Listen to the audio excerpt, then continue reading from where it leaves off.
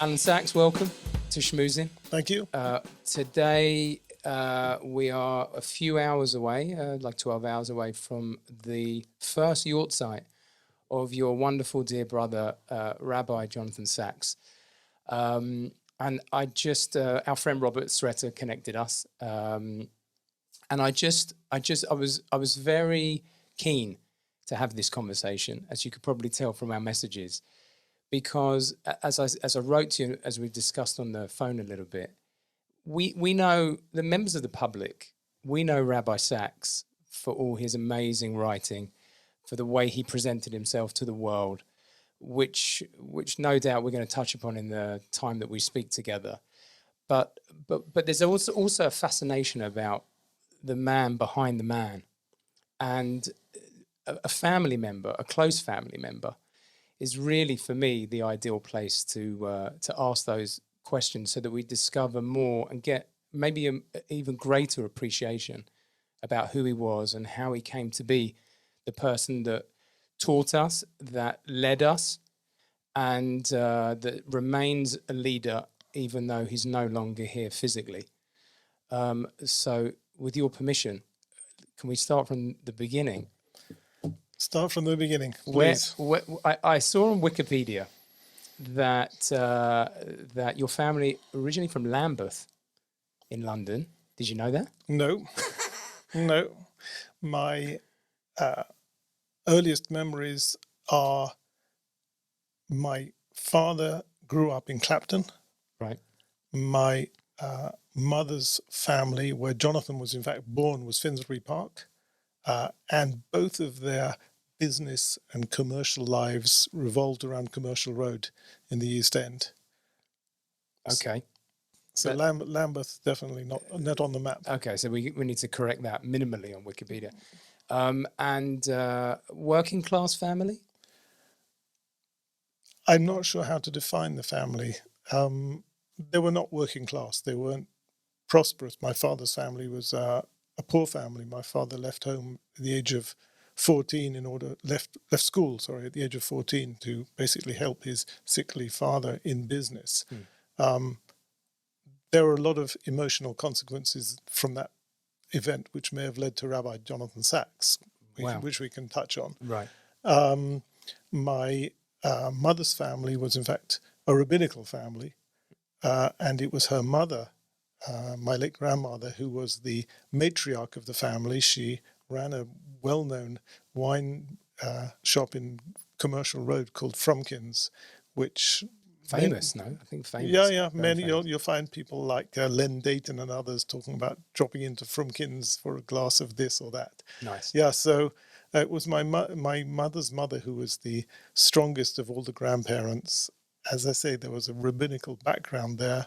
On my father's side, no rabbinical background whatsoever, but he was the strong influence, I think, which led subconsciously or not, but to where Rabbi Jonathan Sacks reached. Even though his Jewish education was limited. His Jewish education was extremely limited. He was frustrated by his lack of Jewish education. As my brother often said, when he asked my father questions as a young boy, my father said, "I can't answer, but one day you'll tell me the answers." My father was a very, very strong-willed person. I pause for a minute. My brother's house was full of photographs, hundreds of pictures. The lounge was full of pictures of his family and all the pictures you'd expect to see in the lounge. And of course, dotted around were all the vanity pictures of Rabbi Sacks with President this or King that. But on his desk, there were 3 pictures. There was a picture of the 𝗯𝗿𝗀𝗁𝗶 Rebbe. There was a picture of Rabbi Joseph Soloveitchik, and there was a picture of his father. And those were the 3 great influences on his life. Even though the influence was silent, for the most part, the influence was silent, but those were the 3 influences, and my father influenced him heavily, perhaps subconsciously, but maybe we'll go into that, yeah. Your home growing up was Shoma Mitzvah? It was you were a religious family? In the English style, which might mean that we would never drive a car on Shabbat, but the electricity was okay. We weren't so fussy about that. The concept of carrying was treated differently in the 1960s. We didn't go to Jewish schools, partly because Jewish schools hadn't been sort of fully developed in England in the way they are now. And I think my parents were more interested in an education than in a narrow Jewish education. What was the age gap between you and Rabbi Sacks? 8 years. There are 4 of us, and we, for some reason or other, we come at 4-year intervals. He was the eldest? He was the oldest, yeah. I'm number 3. That's interesting. As being the eldest and seeing how he conducted his affairs, was there clearly growing up a sense of he's the firstborn, leadership? In one sense, definitely. He regarded himself as being the one who would give us guidance. But let's take when I was 8 and he was 16. When he was 16, he was an intellectual. We have pictures of him on the beach in Cliftonville, and he's wearing a tweed jacket and tie while we were in our swimming costumes. He was an intellectual and didn't come out and play football or cricket with us in the way that the youngsters did. He was clearly interested in politics, English politics at that time. He was interested in classical music and all the things that young kids weren't interested in. So in one sense, he was clearly the one who wanted to show us the right path and the right way to go. But in the sense of a bonding, getting on the floor and playing together, it wasn't that kind of relationship. But was he, outside of studying and all this stuff, the intellectual stuff, was there a fun side to him as well growing up, or was he one of these people that was always away reading? Was he just always learning? Fun is not one of the words I would have used. I would have used the word fun at 60 rather than at 16 for my brother. He grew into his fun. He grew into his childhood. That's interesting. So he was very focused when he was a kid. He was focused. One thing was clear: he was a great debater. In school, he was a really great debater, and those were the sort of things that those pastimes interested him much more. The headmaster in our school, which was aptly named Christ's College, although he's now Pardes House. Oh yeah, Pardes House bought the building in Finchley. That's what we all went to Christ's College. It's now Pardes House. Right. But the headmaster in his final report said, "This is the most intelligent child I've ever had the privilege to teach." Wow. So things were coming across in those early days that he was a very, very smart guy. He liked to debate. And that carried on when he was in Cambridge, by the way. He joined the Cambridge Union and debated, and he was very, very good at arguing and thinking on his feet. Right. How come you ended up in Christ's College in northwest London? From where did you move from? Where? Well, I know I was born there.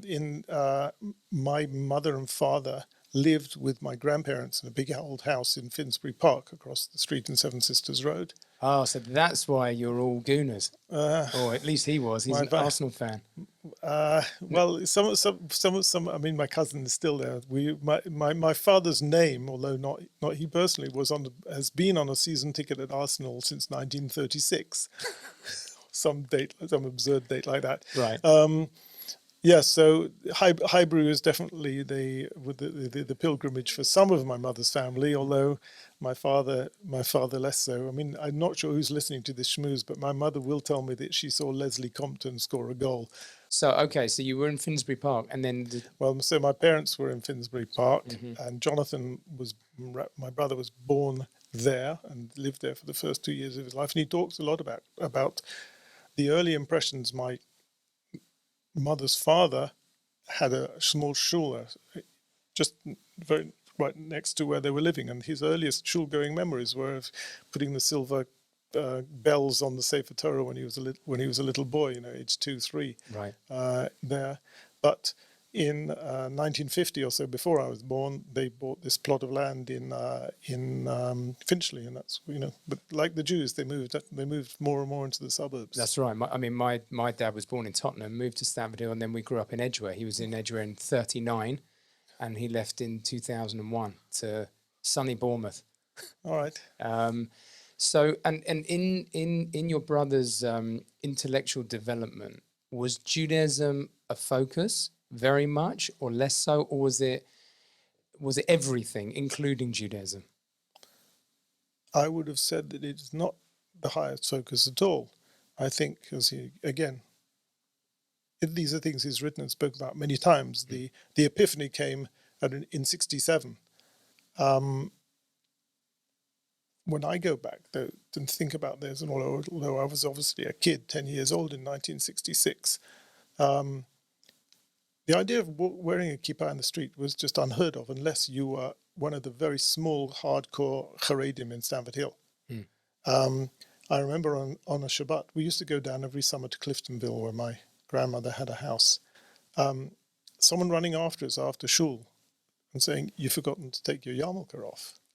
Wow.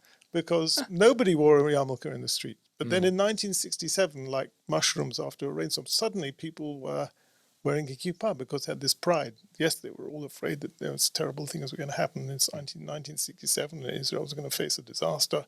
And then after this victory, suddenly, and he was in Cambridge at the time, freedom, away from home, students. The 60s. The 60s. So, his individualization was putting on a kippah and being and feeling Jewish. Jewish pride. Yeah. So I would have said that until that moment in time, his Jewishness was not his driving force, although they had Jewish Assembly in Christ's College and all the rest of it, but it wasn't the thrust of his personality in any way. Right. So 67 became a paradigm shift. And then what then came after that? Because obviously Rabbi Sacks spoke a lot about the intervention of Rabbi Soloveitchik and the 𝗯𝗿𝗀𝗁𝗶 Rebbe in his life, and the 𝗯𝗍𝗁𝗶 Rebbe guiding him to go into the rabbinate. I mean, from the way you're describing your family, the upbringing, his focus. Okay, 67 came. The rabbinate was not on the cards. It was not on the cards. The rabbinate was not on the cards. He was going to be a secular philosopher. He studied at Cambridge, Oxford, and carried on and was teaching philosophy, secular philosophy. But something troubled him, clearly, emotionally, psychologically. He was not comfortable. He toyed with the idea of going to the bar. For those who are not English, that's not somewhere where you go and buy a drink. Only. It can be, but it can be, yes. For what? For activism purposes, or just for a career? Just for a career. Here's a chance to use his rhetorical skills, maybe do some good, maybe make some money. Right. Young married guy starting a family. When did he marry Elaine? He married Elaine in 1970, which means he was young. He was 22. Right. Just out of university. Just out of university. Actually, when he was engaged, and if Elaine watches this and I get it wrong, she'll correct me, but when he was engaged, he went off to 𝗥𝗯𝗶𝗿. He spent close to 9 months in 𝗥𝗯𝗶𝗿. Came back darker with a longer beard.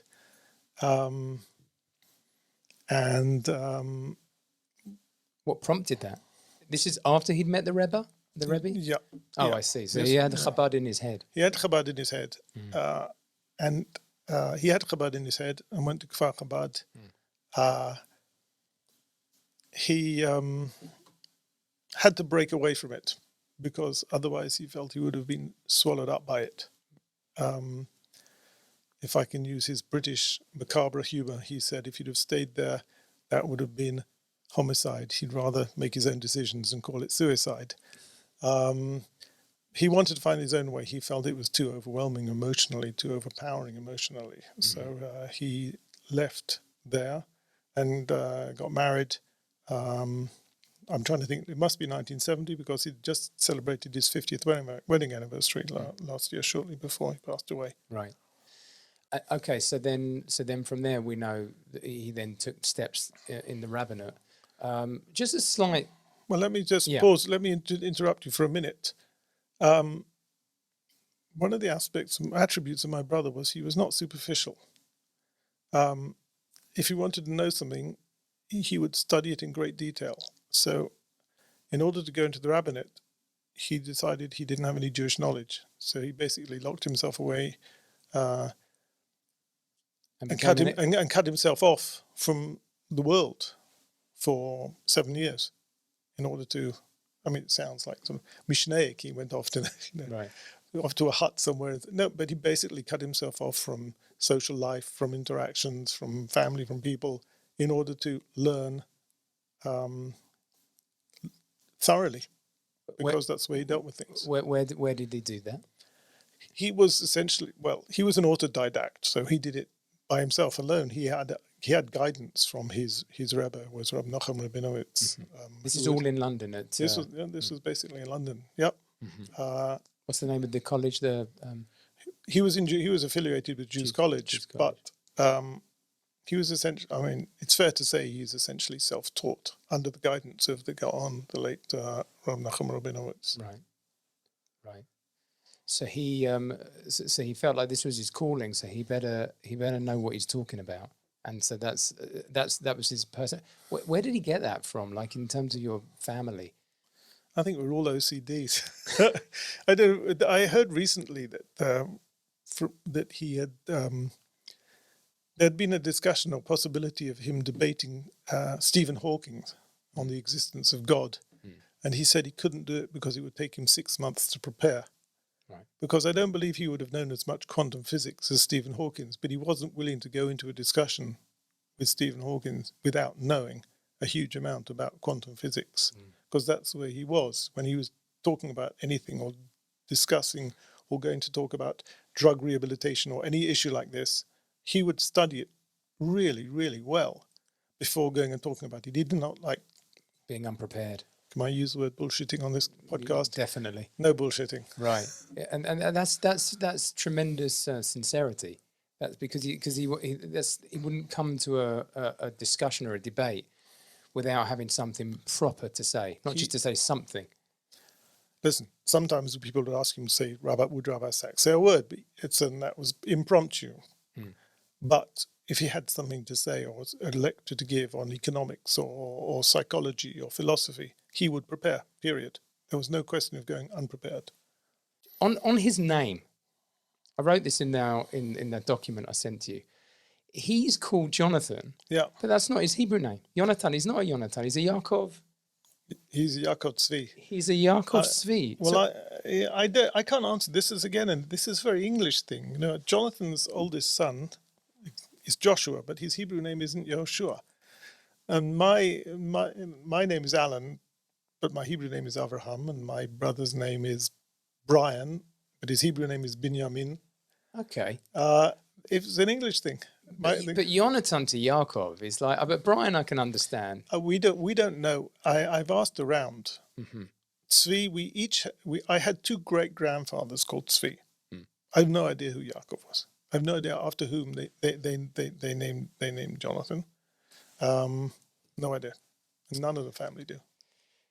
Yeah, it's interesting, this name calling thing. Parents, they say that parents get some kind of siyata dishmaya, help from heaven. Yeah. I'm David, which is easily translatable, but my dad put a bet on a horse on the day I was born. He can't remember the name of the horse, but David was in the name of the horse. Okay. David Starr or something like that, and he won. I think it came in well. I think it was 8-1, and he did well. So I don't know if I'm named after a horse, but okay. But it's a good name anyway. Well, I'm happy with what I got. So so how was your relationship growing up? You mentioned to me it changed and transformed over the years. Your brother was not locked away learning, but you say this fun aspect didn't really happen until later. So what was your relationship like with him growing up? I won't say that our relationship when I was in school was a distant or difficult one. It just wasn't much of a relationship because he was in a different on a different planet, in a different intellectual plane. And older. Older, 8 years is quite a lot when you're a schoolboy. When I was at university, he was at that stage studying, and he took interest in my Jewish studies, and we try and learn together. When I say try, it was actually very difficult learning 𝗥𝗯𝗯𝗶 with my brother because he was just, on a different level and talking to you, and on the one hand trying to explain, on the other hand not trying to make you feel completely inadequate, that you don't understand the nuances and the subtleties of the things he was trying to explain to you. Did he get visibly frustrated with that, or was he? No, never. He was unbelievably in control of his emotions when he was in public. I add those words, when he was in public.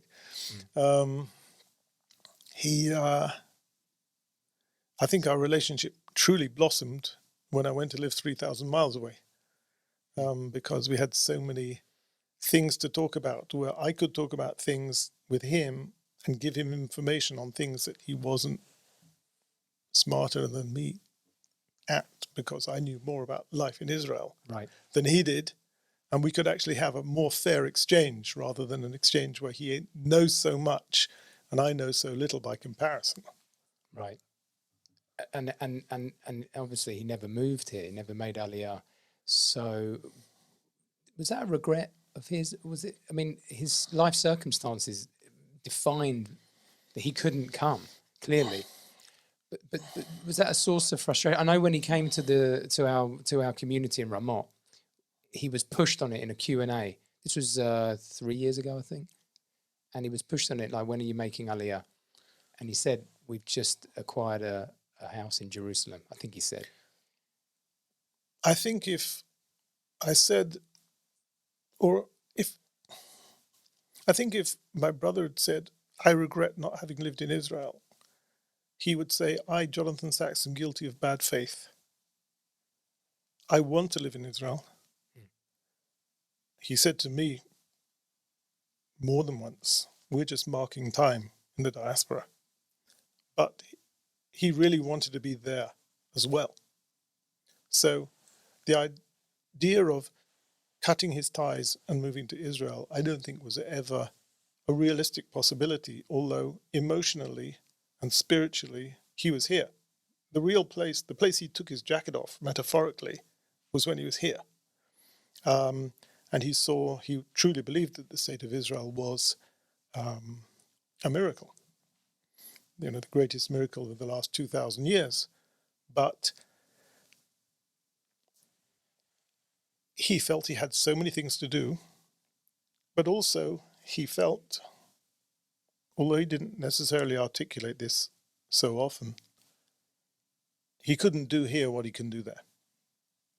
That's true. Because of the language, his tool, his jewel was his mastery of the language. Without doubt. And he knew he couldn't do that here, and it was very frustrating for him. Very frustrating to him.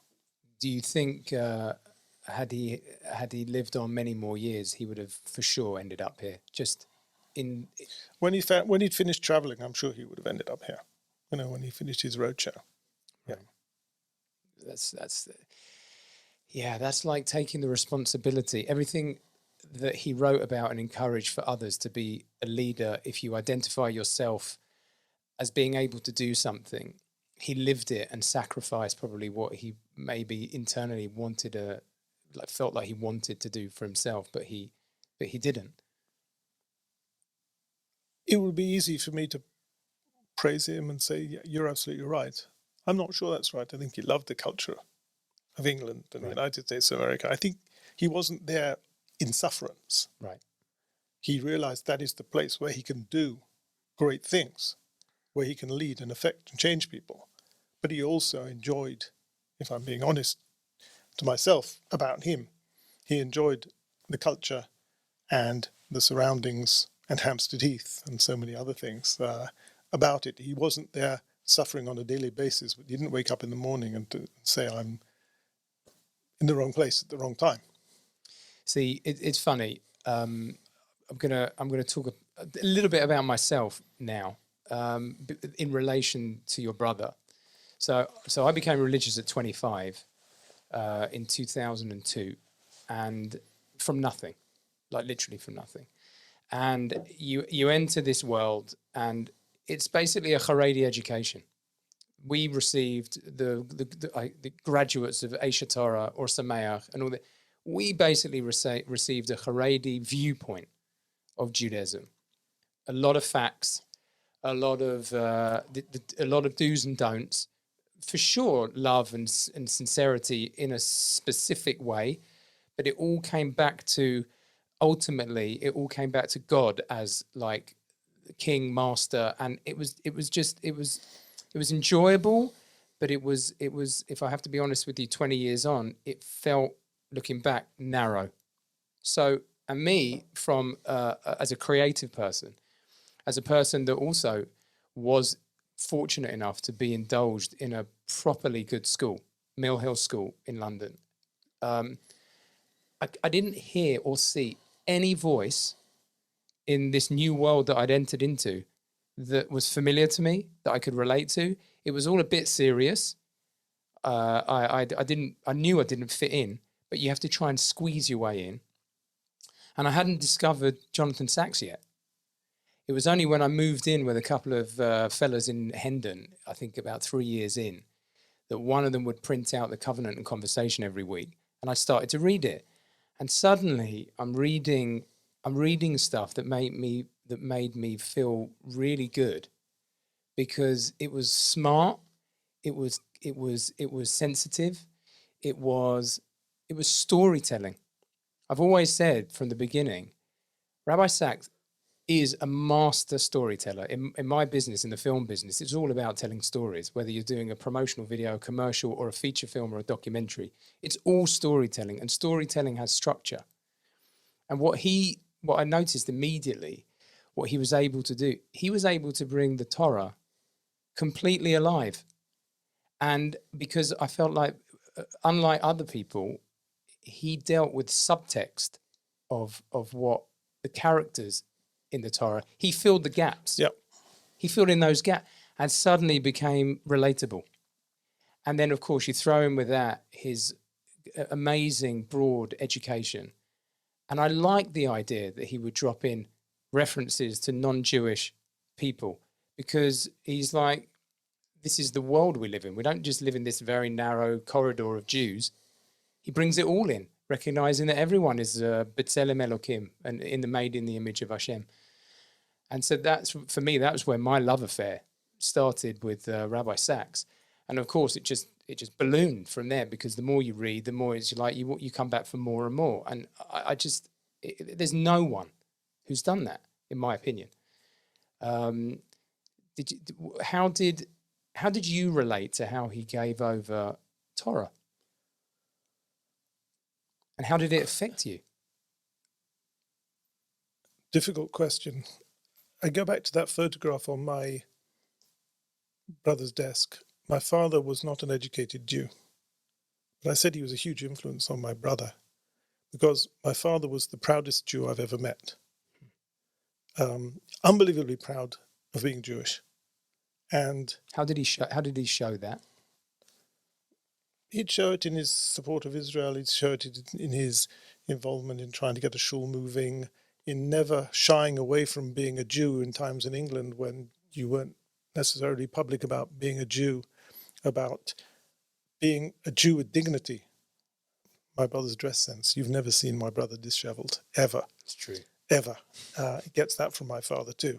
There was a dignity about being Jewish. He'd read Tehillim every day. He didn't understand a word of it, but he thought it was very important.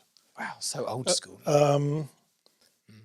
And, you say that you went to 𝗍𝗁𝗶 or you went to or Sameach, and they're just do's and don'ts. If you read my brother's books aren't, or his teachings aren't about do's and don'ts. They are, be proud to be Jewish. And I'm going to show you 100 different ways of being, why you should be proud to be Jewish, because you're interested in concepts like human rights, love, labor relations. These are all Jewish concepts, and I'll tell you why you should be proud to be Jewish, because they're your concepts. So let me bring in some psychology here and this, and I'll show you these are Jewish concepts. And you think you've got problems about manic depressive, let me teach you about Moshe Rabbeinu. Or you want to teach about marital relations, let me show you 𝗂𝗯𝗯𝗶. And family relationships. You want to know about anything about family relationships? Read Sefer Bereshit, and you'll see how Cain and Abel, or Isaac and Ishmael, and How it relates to how it you. relates to you. You know, at the end of Radical Then, Radical Now, which is, they call it a different name in America, but it's become a standard text in day schools. He says, you know, I love Beethoven, and I love the Beatles, and I love Goethe and Shakespeare, and I love them all. And they're all part of my personality, but they're not mine. So let me show you the richness and beauty so you can absorb all those things and be proud of your culture, because you've got even better things to say. You want to know about poetry, let's read some Tehillim together and understand them. And it's his understanding of Shakespeare, or it's his sensitivity to music, that made him understand and bring across the richness of Jewish culture. I don't think you can explain the richness and poetry of Tehillim or the books of the Tanakh if you don't have the sensitivity which he got from understanding English literature, or his deep sense of the emotional aspects of music, from which he picked up from listening to Beethoven's string quartets. And I love how he was proud of that and didn't try and hide it. You're absolutely right. Like, again, from what I saw, the non-Jewish world in many ways is a taboo. Don't go there. We have it all. It's all in this book. It's all in our Talmud. But Rabbi Sacks was like, it is. I'm not saying it isn't, but there's a whole other world out there that not only is Judaism influenced, but to appreciate its richness. I'd think that my brother would say that you can learn the concept that you can learn everything from the Torah is too narrow a concept, because there are so many concepts which you can only understand within the Torah by understanding them outside the Torah. Understanding how the world works, science, and so many other disciplines, you will only understand the Torah if you are broad enough. And it works both ways. The piece that he wrote, the essay that he wrote when he left the chief rabbinate was called, I think it's called A Judaism Engaged. He wants Judaism to be totally engaged in the modern world. Don't isolate yourself. Be involved in all of these different spheres. Obviously, there are some spheres which are taboo. There are things which are off the table. But being out in the world is part of Torah life. You know, we're told that we have to gather our corn and our oil, and we have to do all these things in order to keep the Torah. You have to do all these things. You can't do all these things living within the walls of the Beit Midrash. You asked how it affected me. One day I asked him, what am I doing? How can I be a lawyer? How can I be a decent human being as a commercial lawyer? How can I be a decent Jew? Well, most people would answer that question, but he wrote a book instead, because he's Jonathan Sacks. And he said, listen, to be a lawyer, wear a kippah, give your tithes, give your tzedakah, walk into a room so that people say, this is a Ben Adam. He said, that's a Kiddush Hashem. That is a Kiddush Hashem. So Jonathan himself, we in this week's parsha, when Avram Avinu asks the Bnei Chet, they respond, Nasi Elohim, you're a prince of God among us. Well, my brother wouldn't have claimed to be a prince of God, but he felt, if I walk into any forum, whether it be Downing Street, the European Parliament, a school, a campus, anywhere, The House of Lords. I should walk in as a prince of God. And that affects my entire demeanor, how I behave, how I speak. I never heard him shout. I never heard him swear once, ever. I never heard him say Lashon Hara, and I'm not exaggerating. He was disparaging, and I say disparaging, one or two people. You never heard him say Lashon Hara, and always saw the good in people. Always saw the good in people. And there were people I worked with in my business life. And I said, he's a shark. Such a sweet guy, my brother. So he's such a sweet guy. I said, how can you say, no, he always saw the good in people. Because he recognized that he lived the wisdom he discovered. Was he like that as a kid? Or was this something that was transformative when he locked himself away for 7 years and he tried to understand, what is God asking of me? He was very, very neat. He was very, very disciplined. Naturally, yes. Naturally, or by training himself, I don't know. But yes, he was, as I say, suit and tie at the age of 16 on the beach, that sort of thing. Clean shaven, hair, always brushed, always properly brushed. Very, very, very dignified, always in control. As this idea of making Torah relatable, he made God look good. Meaning, there's so many different ways you can paint God, as we know. Different religions of the world, different fanatics, or people who are not interested, people who don't want to believe in him. But Rabbi Sacks made God look good and made you want to get to know God. Rabbi Sacks made God look good. First of all, unlike most of the rabbis that we come across today, he understood theology. Theology is not a subject which is studied at all. But he based his entire teachings on the idea that God created man out of love. Yeah. And love is a word which has been cheapened, very much cheapened nowadays. But love in the traditional old Hebrew Jewish sense means responsibility, loyalty, giving, supporting. And the structure of loyalty means that when things go bad, you don't immediately move on to the next woman, next man, next anything.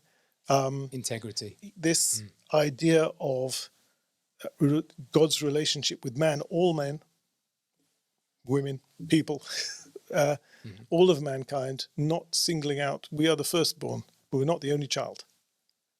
Israel is my firstborn, but that means that there are many other children. So God is the God of everybody, and everybody will find a way to God, not necessarily our way to God. So yeah, he was a good PR man, for a good PR spokesman. As I say, always with dignity. He didn't come in and scream and shout and say, you have to do this, and there'll be fire and brimstones. He's saying, God wants us to be decent human beings more than anything else. That is God's number one overriding request of us, to be decent human beings to our fellow human beings. So that's pretty good PR. And as a Jew, we are the ambassadors of that idea.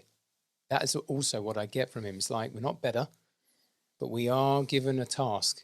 It's like that, like you were saying before, he took that task of the Prince of Israel very, very seriously. Absolutely. He, the number of people whom he charmed, who, from every religion across the spectrum, and no religions, none of the people with whom he debated or argued said, what a despicable person, or how can I have a cup of tea with a person like that? He was always charming, always full of humor, always giving of his time. Extraordinary how much. I mean, the family learned over the last year, how much of his time he gave to people, however important or seemingly insignificant. Unbelievable amount of time and attention he gave to people. I'd like to say again, because it goes back, he was committed to that idea of God. See, again, in my 20 years of being religious, God-centric Judaism, I don't think is Judaism, where it's all about God. I buy that, and I see it everywhere. We're obsession with God. What is God? I'm doing this for God. God this, God that, God this. Baruch Hashem this. It's like, wait a minute. Surely, it's a very simple philosophy. B'Tselem Elokim, we're born and we're made in the image of God. You've got to be a decent human being. God is the God of love. So recognize that there are 8 billion other people, 9 billion other people on this planet. It's not just, number one, it's not just the Jews. And for sure, it's not just about God. He's not even here in that sense. And that's why another reason Rabbi Sacks' writings never was about God obsession, ever. In fact, he wrote against it in Not in God's Name. Phenomenal book. He, first of all, he was adamant, rightly so, I mean, who am I to say rightly so, but he was adamant that Judaism is not a transcendental religion. It's not an idea of taking you out of this world to a higher plane. But for him, now of course I've lost my train of thought, but everything was about how we behave towards each other. He used this idea very many times. The most beautiful in fact, we won't have time to go through it in detail. Remind me, I'll play it to you afterwards. The most beautiful hesbed that I heard begins with the comparison that Rabbi Sacks often made between the first chapter of the book of 𝗯𝗿liche and the Jews building the Mishkan. To build a world of galaxies and who knows what, and waterfalls and mountains and mountain range, everything takes 30 psukim, 34 psukim. Oh yeah, I know what you're going to say. Yeah, and to build a Mishkan takes hundreds and hundreds and hundreds of verses because, according to Rabbi Sacks, what a bunch of former slaves do interests God. It's not, the Torah is not a book about God. God can do anything and everything. Right. It's a book about what we do. And Rabbi Sacks' thrust as he moves through towards Dvarim is to say the whole purpose of the Torah is to give us a blueprint to build a society, tzedek v'mishpat v'chesed v'rachamim. That is what the Torah wants of us. His was a prophetic voice. It wasn't a book of tahor, tameh. His voice was a voice of tzedek u'mishpat. That's what God wants of us. That's what a Navi wanted. That's what a Navi would say to the kings of the time. The Navi didn't join the king to be the minister of internal affairs. Right. He would stand at the side and say, you're not worrying about the poor, you're not worrying about the widows, the orphans, and all the others. That, for Rabbi Sacks, for sure, was the proper approach to Judaism. I think I read him clearly say the fact that there are so few psukim that the Torah gives to creation, 30 odd, whatever it is. He says the Torah is not about creation, it's about revelation. Mm-hmm. And because there's thousands more psukim, verses that deal with, well, now what? Now we're here and there's going to be people. So this is about people. This is about people. It's about the world. And of course, he never ignored he never ignored the particular with religion, but it was equal to the universal. Well, you're talking about if we're talking about the personalities in the Torah, that was more on a macro level in terms of the Jews' role in the world. But there's one school of thought which says that the Avot were immaculate. You cannot criticize the Avot, or you cannot criticize Moshe Rabbeinu. And there's another school of thought. I think Rav Shimshon Raphael Hirsch will talk like this, and certainly Rabbi Jonathan Sacks was there about this. They did some very strange things, the Avot. Yes, the last parsha, Avram saying to his wife, just spend the night with that guy because it'll do me good. Pretty weird. Very weird. pretty weird. And Rabbi Sacks won't shy away from these things. Moshe Rabbeinu suffers from depression. These people, they're on my back. What am I supposed to do? Write me out the book. These are emotional crises which Moshe Rabbeinu is dealing with, and they're teaching us, if you have an emotional crisis, think about the Torah and how the Torah helps you get out of this. So he was very much into the personalities as showing us that the Avot were human beings, and just like me. They were human beings for that very reason. If they were immaculate, then we would have no chance of trying to impersonate or achieve what they achieved. But no, for Rabbi Sacks, they fallible. They lived in the world, they had their faults, they had their failings. So you too, you have your faults, you have your failings, live in the world and do what God wants you to do, which is be a decent human being. Why do you think then, You'd think there should be many more voices like Rabbi Jonathan Sacks in the Jewish people, but there isn't. This is a pretty obvious thing, and whilst this is a bit radical to say, so my school, I learned about integrity and loyalty and teamwork and dedication from the masters involved with cricket, rugby, the CCF, the Combined Cadet Force, general rules of a decent school. These people are not Jewish, or okay, religiously minded to a certain extent, but not not experts in Talmud or anything, not the history that we've got. And so that's why I've been very surprised, still surprised, shocked in fact, that the paradigms of a quality society and a quality people, all these adjectives that I just said, the loyalty, integrity, seem glaringly missing in the religious world. And so much so that it's actually, again, I don't want to put a dark spin on the religious world. It's wonderful. There's a lot of good things going on. But it seems a bit self-orientated, and that goes back to understanding of God himself. If you think you're in it for God, then everything you do is like, well, I'm just doing for God. But it's the other. And in my school, it was all about, okay, guys, there's 15 of you in this rugby team. Okay, there's 11 of the cricket team. Right, get up that hill. I was privileged to go to such a good school. But the character traits that I received and were shown were godly, even if it wasn't phrased in that.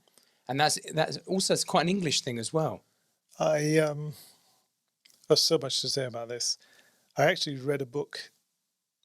That's not the end of the sentence. One of the many books I read during lockdown was actually a 50 or more year old cricket book called Beyond a Boundary, which is written by a Marxist newspaper man who was also a fine cricketer in the 50s and 40s, C.L.R. James. And it's basically a book about colonialism. That's which I read it in the context of Black Lives Matter. It's a good book. And he says from cricket, even though white supremacy and no black man could be the captain of cricket in West Indies because only a white man was fitting to have that job. He said, from cricket, I learnt loyalty and I learnt restraint. So those two things have lived with me through my life, and I got those from cricket. Now, it's true. Why, my brother would say to me, this guy's a tzaddik. I'm sure this guy never put on tefillin in his life, right. The guy we're talking about, but he'd say these people are mamash tzaddikim. I'm talking about me for a minute.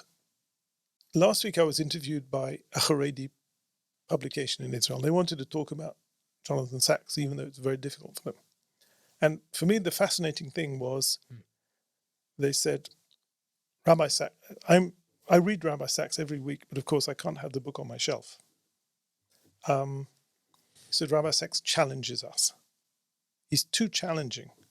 And we did be discussing things, and he said, I totally agree with you. In fact, your brother says this in one of his books, he'll say to me, because he's read the books and he knows them. He says, I can't write that because my ethics committee won't let me say that. So they're afraid of Rabbi Sacks. In the Haredi world, they're afraid that if you open the door, everything will fall out. Now, from the other side of things,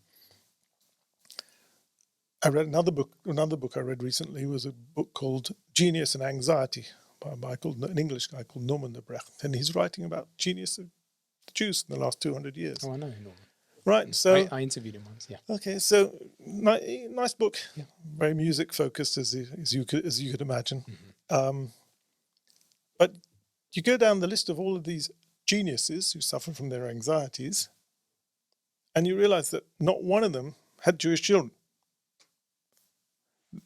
Whether it be Mahler or Einstein, you can go down, yes, they may have been technically Jewish, but every single one of them flourished and flowered and lost the Judaism at the same time. So you have the Haredi world keeping the outside world out in order to remain Jewish and have its integrity. You have those who blossom and explode onto the scene and totally lose their Jewishness. And Rabbi Sacks writing an essay, the essay I referred to earlier, about an engaged Judaism, saying, what would it have been if Freud had stayed religious, or this one and this one had stayed religious? It's a major challenge. I think that was the challenge that Rabbi Sacks saw as the challenge of his time, to try and have an engaged Judaism, saying you can be a philosopher, you can be a lawyer, you can be a scientist. In fact, it's a great mitzvah to do all these things and be a totally committed Jew, because that is a way to being Jewish. Doesn't mean that we don't need, in the same way as you need scientists in order that you can have good doctors, they'll carry out their research and the doctors will do. So you need people who are the extreme experts in all aspects of Jewish law, but it doesn't mean that everybody has to only go into that narrow line of microbiology. If everybody was a microbiologist, we wouldn't have a doctor. I don't think it's always been this way, though. From the history that I've read, this is a pretty new phenomenon. This is clearly a new phenomenon.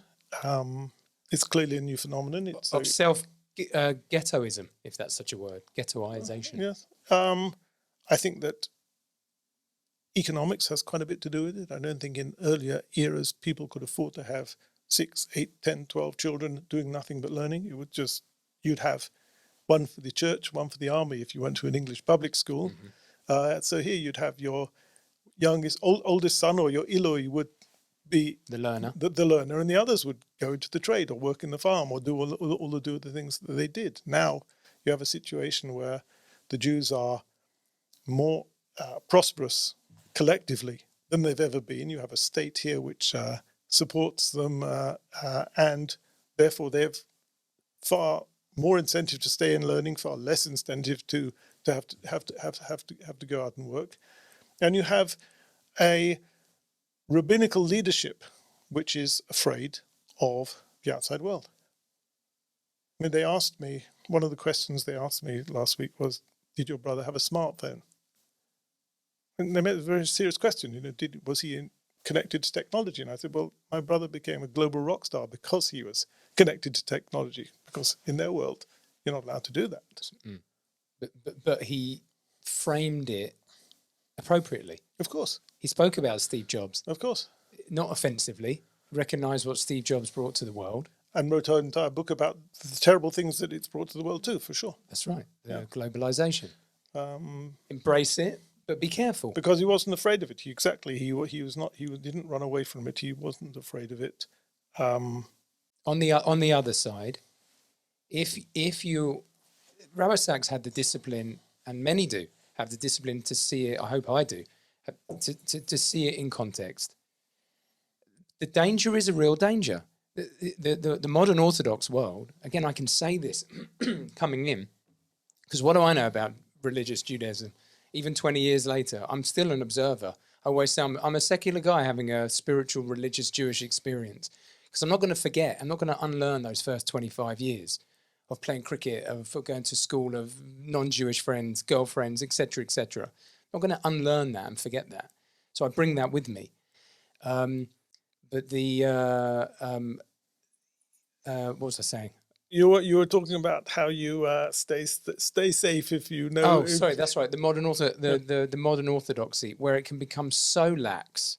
Judaism, the Judaism part, the Orthodox part. Of course, I think that the biggest problem we in Israel have today in the modern Orthodox world, it's a problem in the Haredi world, but it's a massive problem in the modern Orthodox world of people dropping out. I don't like this term. Off the derech. I don't like that term at all, because that suggests that the derech is this little narrow road. No, but they are questioning their commitment. It's a youth thing.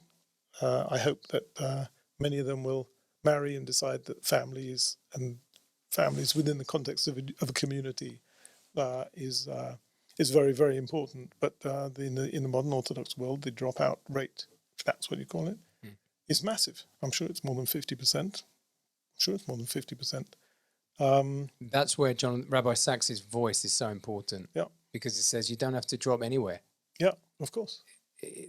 And that's the other sad thing that I see. Again, there's also been I don't know how big an epidemic it has been, but in the Bal Tshuva world, the returnees to the faith, there's been a massive dropout because a lot of them, friends of mine, they became 𝗥𝗯𝗯𝗶, and it was a costume. Yeah. Because it was highly influenced by the place that they found themselves and the rabbis that they found themselves around. And before you know it, be like, well, this is the way, which is not a full universal way, yet they come from a full universal world. I don't know, but I think that... Just bring the mic a little bit closer. Sorry, I don't know, but I think that the bigger problem of that group is their children. Massive problem. Because I look at my peers, my contemporaries, myself, my own family, you know, we had a dream. We came, you know, modern Orthodox, whatever you want to call it, in abroad, we want to come Zionists, live in Israel, raise a family in Israel. Or you had a dream, you're going to follow your Rebbe and put on a long black coat and hat. But your children don't necessarily have that same dream. And there's no reason why they should have that dream. And I don't think Rabbi Sacks would have wanted you to impose your dream. He gave his children full scope to develop their own personalities. Absolutely. So for Rabbi Sacks, he'd say... That takes courage, by the way, which he was extreme in his courage. You know, he said family, you know, you have to... Family and community are the building blocks of the Jewish people. That is what the Torah teaches us. That's what the whole of the book of 𝗡𝗡 is about, family and community. And if you build a solid family and you build a solid community, and that family is plugged into the community, you have a good chance of keeping this going, because that is what it's about. Once you splinter family and community because families fall apart or because your community is on your smartphone rather than gathering together with your school friends or with or in Kiddush after shul on Shabbos morning, then it's going to fall apart. That's what he's writing about when he wrote his last book. It's a framework for good human living and good experience where everyone is a consideration and no one is left out. Yeah. Rabbi Sacks' wife, Elaine. Yep. Again, it's an extension of what we're really talking about. He beautifully brought her into his conversation often. Not that lady shut away somewhere else. She was front and center in he recognized that without her, he just wouldn't be. From your observation, again, there are parameters to this, obviously, respect for privacy and respect for them as a couple. But what did Elaine bring to him from your point? What did you see? I think Elaine was the canvas on which he painted the pictures. She was the solid, reliable listener, supporter, helper, everything he needed in order to do what he wanted to do. He wasn't totally a man of the world.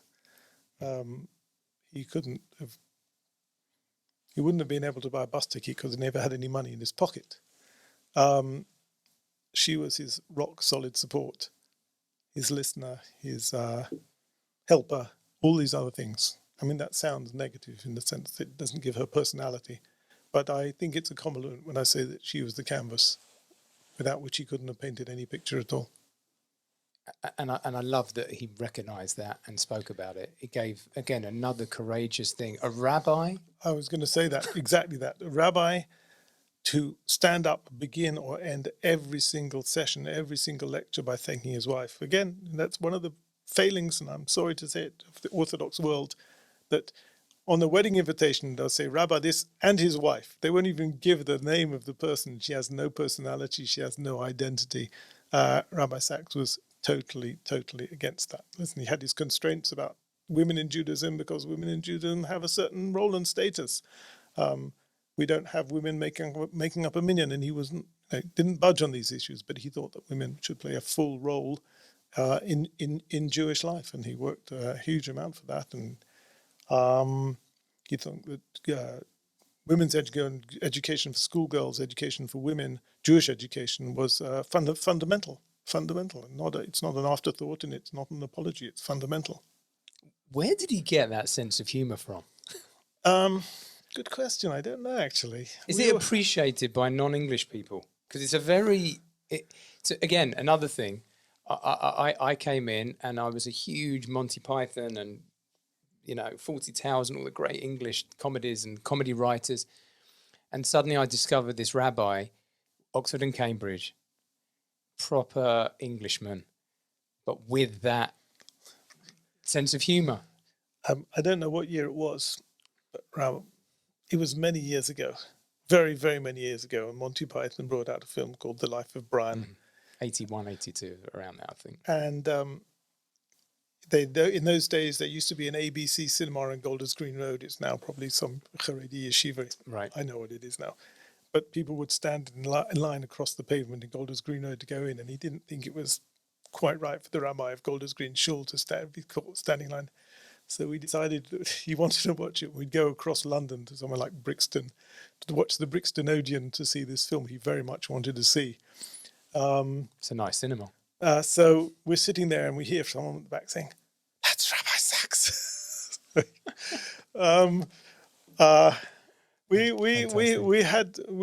had a great sense of humor does run in our family. It definitely runs in our family. That wry English sense of humor. We weren't stand-up comic humor. It was the satirists, in England from the 1960s, David Frost and Dudley Moore, Peter Cook, Beyond the Fringe. Those are listen, during his, intellectually maturing days when he was 16, 18, those were the people who were intellectually challenging in their humor. So that lived with him, and he thought it was an incredible icebreaker to begin or tell some humorous story. Nowadays we could talk about football or pop music or whatever. Those weren't his mediums to break the ice. Those weren't his universal language. His universal language was humor, and he used it very, very well. Presumably he was at university whilst they were there. Not quite. He always said he moved into the rooms where David Frost had those rooms. I remember very, very well those rooms in 𝗁𝗁𝗶𝗃𝗁. Right. He was there. He was there after their time. He must have gone up to Cambridge in '66, and so they were already on TV and making films. Exactly, they were a few years before him. Right. Yeah. Did you visit him when he was at Cambridge? And yeah. Yes, we used to. It's an amazing campus. Cambridge. My father's, pride. I mean, he had pride in his Judaism, in his Jewishness, and he had pride in his children, overwhelming pride. And for him to go up to Cambridge and just walk along the backs there with Jonathan was, for him, the pinnacle of achievement. I was going to say, from those humble beginnings, your parents seeing. Well, again, I don't know about where you and your brothers ended up, but just about Rabbi Sacks going to Cambridge and Oxford. That must have been. We all went to the same primary school, the same grammar school, and the same college in Cambridge. All four of us. I don't think my father, my brother Jonathan's written this several times. We could not have done that based on my father's earning potential or earning abilities. In those days, the government paid for you to go to university and gave you a grant to go to university. And my brother says often, that education is the most important component in any society, and the government should make it its highest priority to make sure that everybody has access to the best education possible. He didn't believe in necessarily equality of outcome, as people are talking about now, but he did believe in equality of opportunity. And he was very fortunate, and we were very fortunate, that if you worked hard in school, you could basically go to these places. And that's ultimately what happened. You all went from Christ College. We all went from Christ College to 𝗁𝗁𝗶𝗃𝗁 worked College. Hard. Yeah. And got into Cambridge. Yeah. Fantastic. Such an amazing. I love going when I'm going to. Beautiful, it's so. I don't know. It's remarkable just to walk around. I didn't spend much time at Oxford. I filmed at Oxford, but Cambridge is special. I think that the aesthetics of the place, having grown up in Finchley, which it's a lovely neighbourhood, but it isn't exactly the hanging Gardens of Babylon. Right. Going from there as an impressionable teenager or late teenager was really, really a big influence. And the architecture and the scenery and the gardens clearly influenced his aesthetic sense. Right. Anti-Semitism when you were at university, did you experience? You were there in the 70s, right? I was there from 74 to 77. Anti-Semitism, some quiet anti-Semitism from some of my teachers who gave me tutorials, the Jewish boy. I think literally twice only, someone shouted, I wore a kippah in university. Someone shouted across the street, Jew. But I didn't sense the anti-Semitism as a heavy theme in those days, although those were the days, and I do understand much now about the people like Corbyn, those were the days when the Israel-Arab conflict was morphing into the Israel-Palestinian conflict, and the idea of rights for the Palestinian people was becoming the cause of the left wing in Israel, alongside the IRA and the people who were favouring their side of the story, or the revolutionaries in Baader-Meinhof.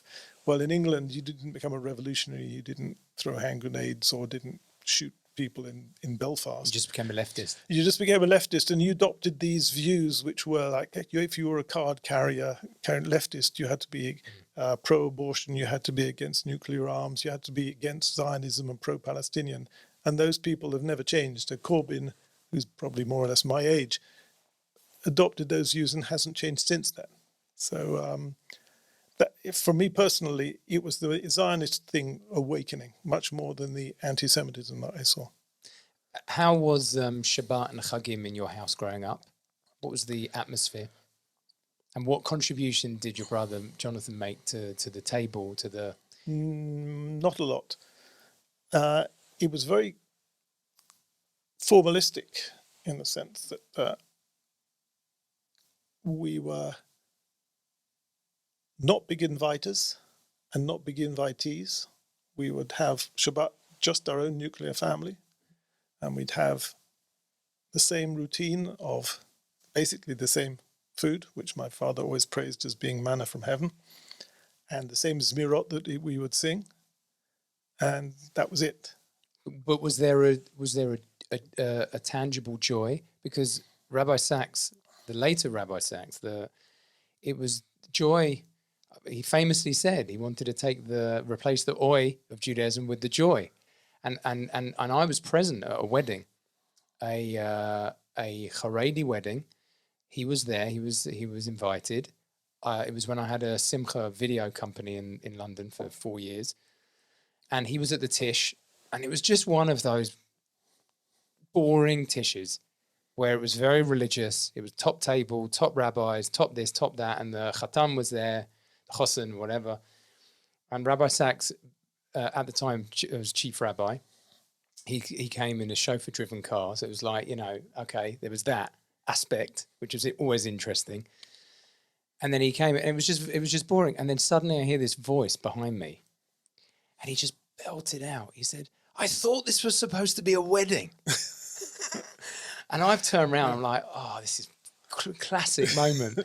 And he starts a niggin. He starts singing. Yeah. He starts, and it kicks off the room. And it was that. And it was an amazing kind of like dichotomy, this situation where all these very highbrow religious people and the chief rabbi. Yeah. And he was there to have fun and enjoyment and simcha. And I was like, that was an amazing moment for me to see that again, the courage of conviction, and to say this is not supposed to be dry, because if this continues to be dry, it will dry up, which I think is another thing, is a contribute. That's why I was wondering what it was like in your home. I don't think he took that aspect from his home.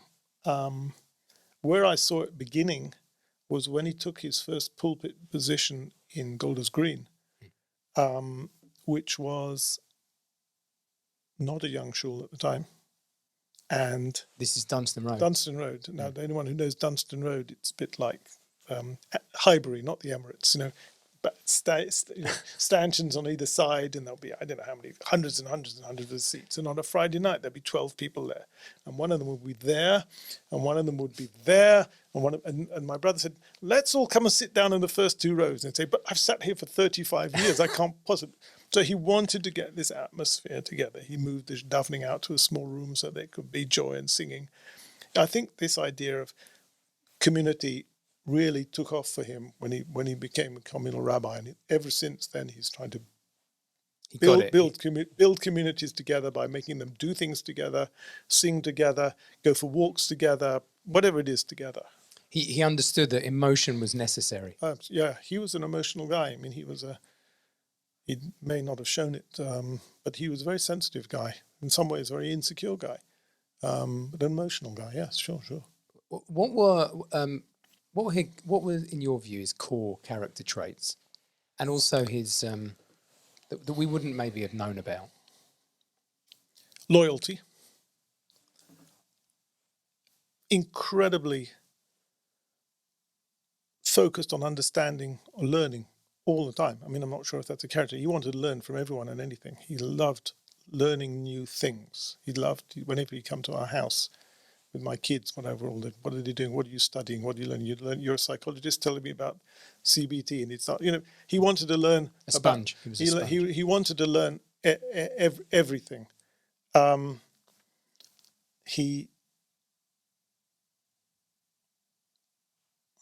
His character traits,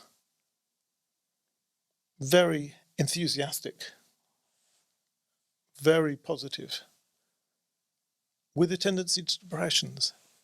He had his depressions.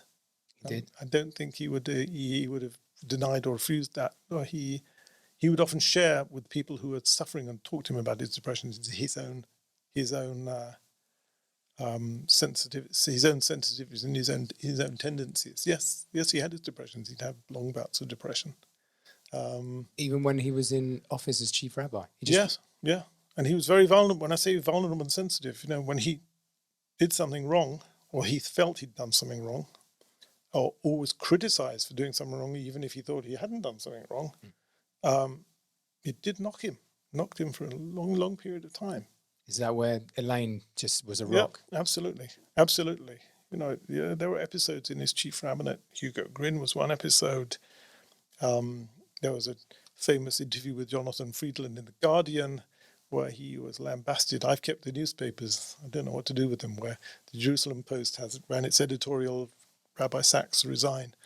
So he took those things. That he was not thick-skinned at all. He was very thin-skinned. That's so amazing, because when you look at him, you think he's the definition of thick-skinned because he took so much. It appears. I would often sit here as he's sitting here, and it's time for him to go up and say the drasha, and his hand would be shaking. But then he'd go up there and suddenly just poetry, perform, miracles, and then he'd come back down and say, "Was that okay?" Wow. Was he shy? Yes. He overcame that in his. Later, he worked hard on that. But early on, even in his chief rabbinate, he was much better with 2,000 people than he was with 2. Would much rather deal with 2,000 people than he would with 2. Yeah, Robert Sretter said that to me as well. Yeah, he was. He wasn't great on those one-to-ones. Did he, being that he was front and center in the Jewish religious world, and yet, how do you politely put this? The elite of the Jewish world were not from his background. They were, the people that ran the Jewish business. How did he cope, and how did he balance his courage and conviction of what he wanted to say, which was in his unique voice, with not going too far, with holding the company line? Because he was never, I never think controversial with Rabbi Sacks. He stepped it out. He had to say things like you're saying, the 𝗥𝗯𝗯𝗶 situation, but it was not that often. Okay, the radical then, radical now situation. But he wasn't a controversial figure like there are. Every time someone says something, it's something else controversial. for the sake of controversy, how did he view his position and how did he balance all of that? And did he confide in you when it was difficult? He wasn't a radical figure. He was an Orthodox traditional figure. So let's start with that. He wasn't saying it's okay to drive to shul on Shabbos or you don't have to eat. On the contrary, he was pretty conservative. Very conservative. I mean, very conservative. He lost a lot of friends on the left because he was so conservative, because his Rebbe, as I said, was 𝗷𝗯𝗯𝗶 𝗝𝗁𝗶, who was a halachist par excellence, and he believed in following that line. So, on the right, they had disregard or disrespect or disdain for him, depending on where you were on the right. But he had to ignore them, and he ignored them. He realized that he had to be on board, not that he was against it, with his based in. He couldn't do things that was contrary to his based in, and he accepted that entirely. But did it bother him though, as a person? Like you're saying, he was sensitive. Did it lead him into dark places within himself, that he's being shut down, he's being accused of things that he's just... He said to me more than once that a cherem is the Haredi equivalent of an honorary doctorate. No, he didn't worry too much about that. He worried when he thought he may have made a mistake. If he didn't think he'd made a mistake, he didn't worry. He realized that the right wing were never openly going to adopt him. He was the court Jew. On the other hand, they said some terrible things about him. Terrible things. But on the other hand, individually, he had some very close relations with some of the rabbis in the ultra-Orthodox community, who'd come and pour their heart out to him, saying, we have this and this issue, but we can't raise it in our community. And so he had very close relations with some of them. But as a collective, he said, maybe he didn't say this, but maybe this is what he said to himself. I can't cut the umbilical cord between my Orthodox shul system, my Orthodox community, and the ultra-Orthodox. I can't be labeled conservative or anything else. And so he stuck willingly, but also politically, to an Orthodox line. And then he had to deal with Anglo Jewry, and not just Anglo Jewry, the Anglo community, whether it be the Archbishop of Canterbury or John Humphreys on Radio 4 or the Times or whoever, giving the message, let's be proud to be Jews. It's an enormous challenge that I don't think anyone has taken on before and pulled it off. I don't know much about Lord 𝗁𝗁𝗶𝗿 before because I was too young.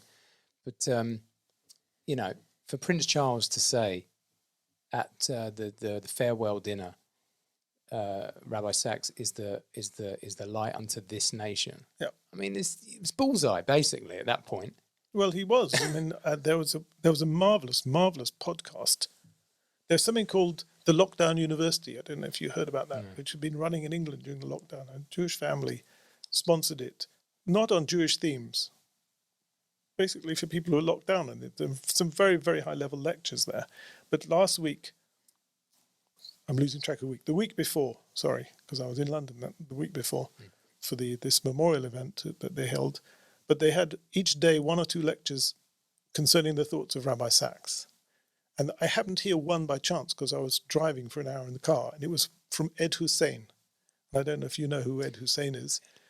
Ed Hussein wrote a book called The Islamist, he had been groomed as an Islamic fundamentalist. He was an English kid, but then saw the light and moved back and is much more involved in interfaith harmony. And he spoke for an hour. He was interviewed for an hour. And he said, listen, it's not just in the Jewish world, in the whole world there's no one like Rabbi Sacks. We Muslims haven't got anybody like him. And the Christians certainly not. And the Jews, you haven't got anybody either. He said, we're all Jews because of Rabbi Sacks. This is a guy called Ed Hussein, who's a Muslim, who's saying, he understood Western philosophy, he understood Western civilization. And from there, got to his Judaism. And we don't have anybody in our religion or in any other religion who do that. And I think a lot of people asked me during the Shiva about his upbringing, and I have to say that if he'd have gone to yeshiva and then to Cambridge, he wouldn't have been Jonathan Sacks. Absolutely. He was steeped in culture, in Western civilization. He was obviously a very smart guy. I mean, he's not a normal guy. He was very smart, but the basis on which his Jewish learning was built was the one in which he understood and appreciated Western culture. Right. So what he did throughout his life was then, thereafter, look at the entire world through a Jewish lens. He didn't look at Judaism through a secular lens and filter things out. He looked at the world through a Jewish lens. So everything, the wonders of the world, the wonders of poetry, the wonders of views, the wonders of literature, the wonders of everything, he would see through a Jewish lens. And seeing that Hashem is a positive force led to seeing everything pretty much positively. Where's the positivity in everything? He's, yes, some people really have asked me, did he believe all this stuff? He really did believe in this stuff. He really did believe in God. He couldn't have written this stuff, and he didn't write this stuff other than out of total sincerity. And at the end, you gave me a list of questions. What was it like at the end? He was totally reconciled. This is God, what God wants. I've done my lot in this world. I've done my mission. If God wants to call me back, that's fine by me. No anger, no bitterness. When I say no regrets, I'm sure you'd loved another 20 years to do the things you would have wanted to do, but in harmony with his God. Oh, that's amazing. Beautiful. I've got some more questions. We'll finish up soon. What's it like to be the brother of such a man, the family member of such a man? I know he's your brother. He's Jonathan. He's Jonathan Sacks. I could have answered that different ways at different times. At this moment in time, it's a challenge. It's a challenge to make sure that those values that he professed and spoke about are spread, for me personally, here in Israel in particular, because I think it's so needed in Israel. Yeah. Fundamental questions: why I'm a Jew? What does it mean to be a Jew? Why is there a Jewish state? How do you live as a Jew? How do you live as a Jew? Well, my challenge for the last 30, 40 years has been to say, well, how do I behave? Well, let me take the thoughts of what Jonathan Sacks would have wanted a human being to be, and with all my failings, to try a little bit to lead a life that way. But the responsibility now is to make sure that his values and views are spread as far as possible, with, for me personally, the limitation that this is not a vanity project, and it mustn't be a vanity project.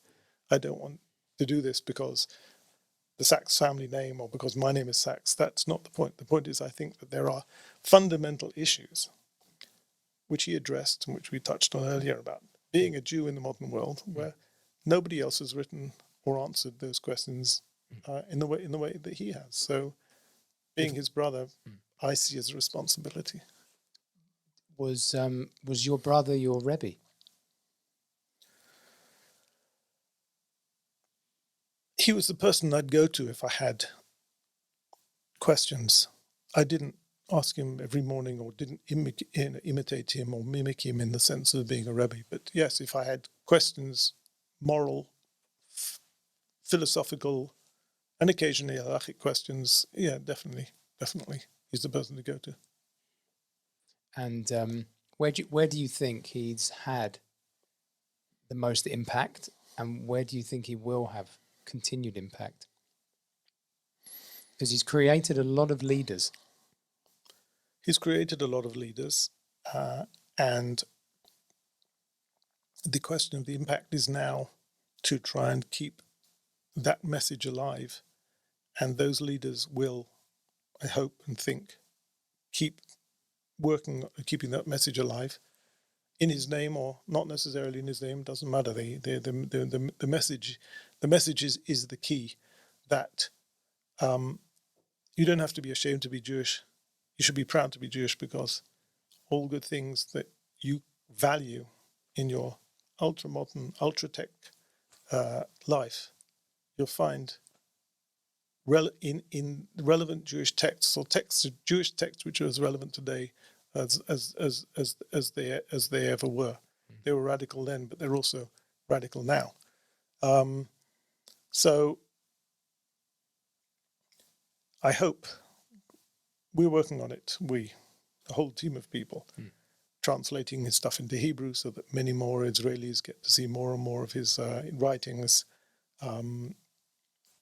Spreading these messages for their own sake, not for the sake of the glory of anyone's name. My daughter, knowing that I was going to speak to you today, my daughter's 13, and she said to me yesterday excitedly, she said at school, the Rebbe at her school is giving a peirush from Rabbi Sacks. And she said, Dad, I'm sure that's going to make you happy. I'm like, happy? And then some. But the fact that this is Israeli school, yeah, and I'm like, wow, there's a new school in Jerusalem. 6-9 months ago, they said, would the family mind if we called it the Jonathan Sacks School? Wow. So I said, I don't think we'll mind. I'd like to just make sure what your line is. Is in line. But so now there's a Jonathan Sacks School in 𝗥𝗯𝗯𝗶 or in 𝗥𝗯𝗯𝗶. Right. Great. And as I say, there's a lot of interest. Anybody who spends a little bit of time reading what he's written walks away thinking, wow, that's amazing. Why did nobody in Israel tell us that? We thought religion meant being Haredi. Yeah. Or minimally. Yeah. Yeah. Was he aware of the massive impact that he was having on individuals? That's part one, when he was alive. When he knew his days were coming to an end, was he aware of the devastation that his passing from the world would leave? And did any of that come up in the final days? Because let's be fair, let's be truthful. It was devastating. I've never experienced loss. This includes family and everything. Just numb. I think he was aware of the influence he was having. I don't think he was aware at all of the extent of the influence in the deep emotional sense. Yes, he knew that 50,000 people were subscribing, and he realized his reach. He realized how far his reach had gotten. But as you say, the outpouring and the personal stories that we received, Elaine, the children, I hear, my brothers, the stories we received, I don't think any one of us could have fathomed that. I mean, people saying, well, I read that book. I just to give an example, some lady writes on the Facebook page that they opened, and I was far from religion. I was living with a non-Jewish man.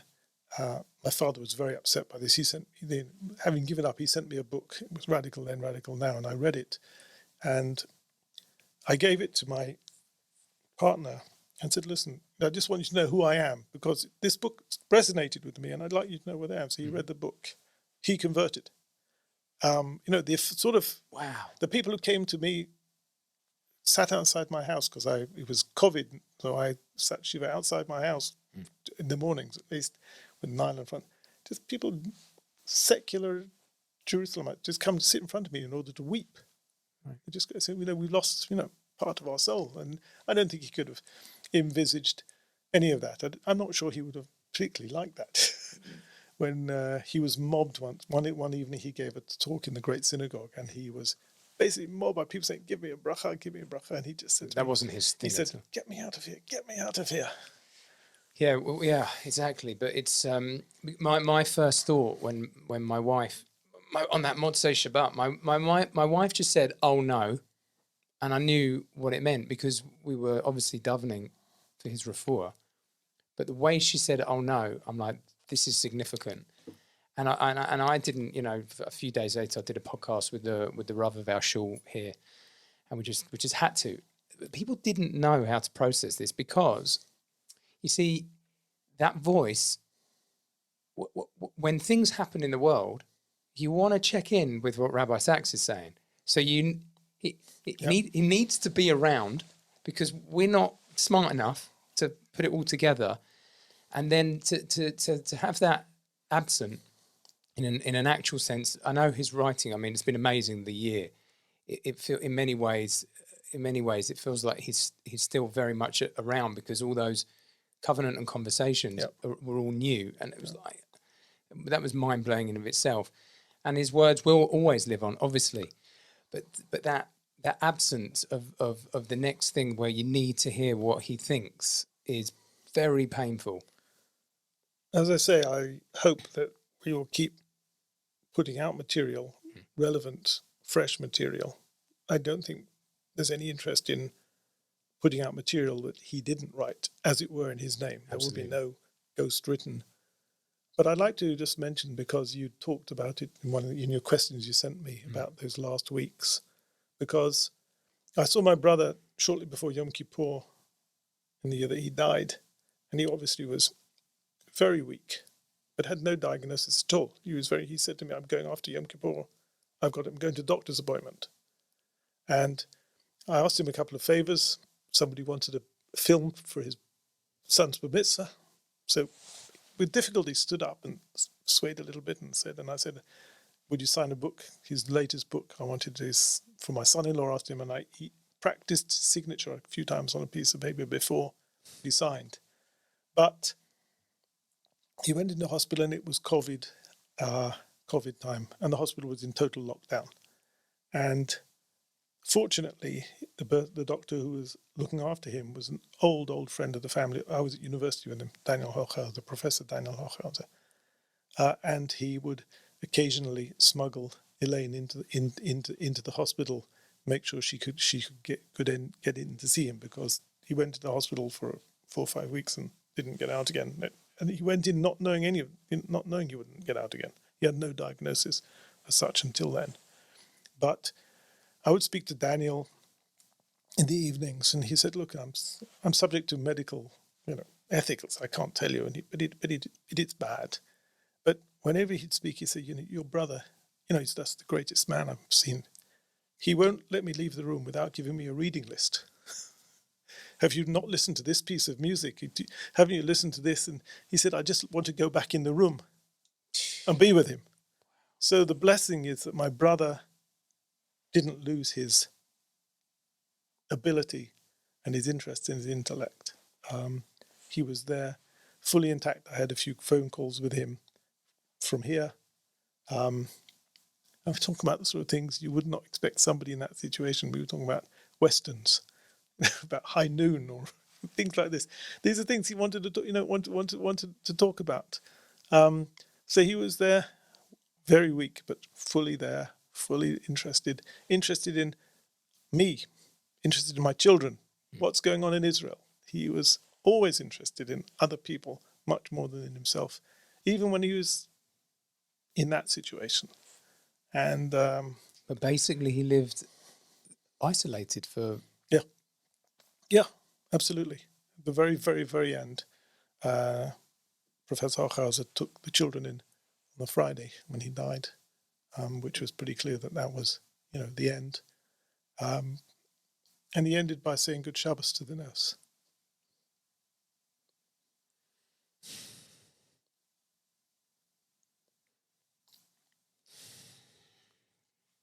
Yep. I don't know. There's no words. There's no words. The words he would say the words he would use are, "Look, I've done my thing, now it's your turn. If you believe in any of this, you take the torch and carry it on." It's almost like, as much as we all wanted him to live to 120, it's like, because his words were all about, come on, yeah, let's do this. In a way, you have to let the people go and do it without him being around. And I would do anything to have him for another 50 years. But then it's time for the children to grow up and take the helm and take the baton.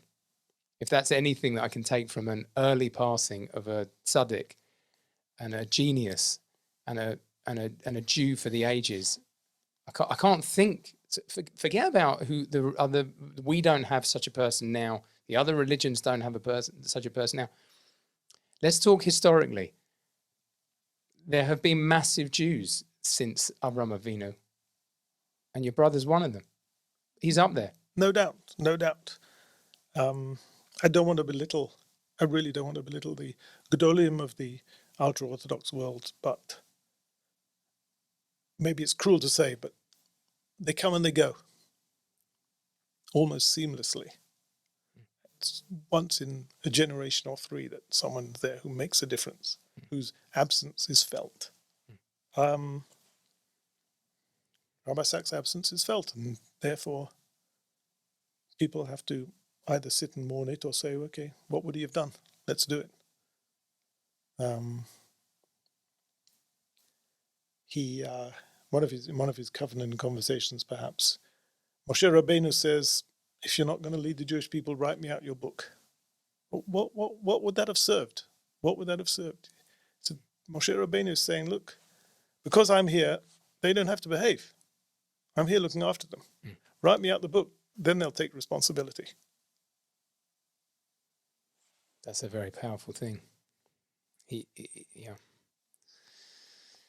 Last thing to finish off. How are you personally doing since he's not around? You said you didn't have that closeness because of various factors when you were a kid, younger, difference in age, university, blah, blah, blah, blah. But then your closeness came later on in life, right? So where are you? If I've cried this year at all, and I have, it's only because of my brother. A lot of things to be done, a lot of excitement around his absence. But my spiritual guide, my lighthouse, isn't there. And you don't need a lighthouse every day. You need a lighthouse when you sail your ship close to the coast, when you're in need of it. Right. But my lighthouse is gone. And this is for me 3,000 miles away. I mean, how does it feel for his wife and his kids and his grandchildren in particular? I mean, he loved his grandchildren. Huge absence. So it's difficult, occasionally very emotional when you think about the loss, and sometimes very challenging. Let's get things done. And then to end on a positive, because that's how he would definitely have wanted it. On a positive side, are you galvanized probably more than ever to make a difference now, to use your time? That's a bit of a challenge, isn't it? I can't really. I'll commit myself. Yeah, the answer is things need to be done, and things need to be done while the memory is fresh. And the people who are close to him, his family, his office, have a list of projects which need to be done in order to entrench or ensure that his legacy will live on. So yes, now is the time to deal with it. One is challenged by it. I hope I'll be able to play some little part in developing these ideas in Israel. Yep. And yeah, wow, it's definitely been emotional. It's emotional. Yeah. The virtues which he represented and the values are just eternal, and they're simple. They're simple, and very simple. The point is that the way he thinks people should live their life are so obvious. They're so unexceptional. Problem is that people say, look at the way he deals with his mother. Look at the way. Why should that be an exceptional thing? That is the way things should be. That was my brother's point. The point is that is the way things should be. You should care about other people as much as yourself. You should see. It's difficult to say, see God's face in God's image, but you realize that treading on people's toes, literally or metaphorically, is not the way to behave. Caring about other people, caring about your family, caring about your society, that's not exceptional. People shouldn't be put on a pinnacle because they do this or that. That's the way people should be. That's his message, you know. It's not about God, it's about godliness. Yeah. Yep. Don't let it be said that God isn't a part of this. The ritual, the structure of the Jewish religion is the framework within which we have to be human beings. And this framework keeps us in there. And he would never give up on that. He would never, ever give up on that. One of his recent Parsha comments, passages, he talks about someone who's an old friend of his who'd passed away, who never, ever, ever failed to take his wife a cup of tea in bed in the morning. It doesn't matter what their relationship was, how they'd argued. For him, the ritual of starting the day by taking his wife a cup of tea in bed, he gave that just as a tiny metaphor for the things that you have a ritual which you do regardless. That's a framework to keep you within. It keeps you grounded. Grounded, yeah. And it keeps you on a straight line. Yeah. And but that is not the essence of what a human being should be. Someone said to me way back in the beginning, the guy that 𝗥𝗯𝗯𝗶 me, Rabbi 𝗍𝗍𝗁𝗶, he said the word mitzvah means to connect. You connect to the source in order to bring that out, not for the sake of the source. That's why I go back to it. We're not a God-centric people. God is in the picture big time. But this word influencer is one of our words of our generation. Yeah. Hashem's the influencer with a capital I, but he doesn't want to be, the most viewed person on YouTube. It's a quiet influence that still, what does Rabbi Sacks say a lot? Still quiet voice. The still quiet voice. Hashem makes himself, he's bigger than you can imagine. There's no word to describe him, but he's small. Yeah. Hashem. Har Sinai was small. Mount Sinai was small. We're the ones that bring it out to make the world a better place. And for sure, your brother, Rabbi Jonathan Sacks, did all of us a huge benefit to understand how to live better as Jews and as human beings in this world. And Alan, it's been an absolute pleasure. Thank you. Thank you. And we look forward to seeing more of Rabbi Sacks's work. Whatever you're doing is wonderful. And thank you very much for joining me and us who watched. Thank you very much. It's been a pleasure talking, and there are many people doing much more than I am, but we should all do our bit just to keep his memory alive, not by reading and writing, but by doing. Thank you very much. Bye. Thanks. God bless. Bye.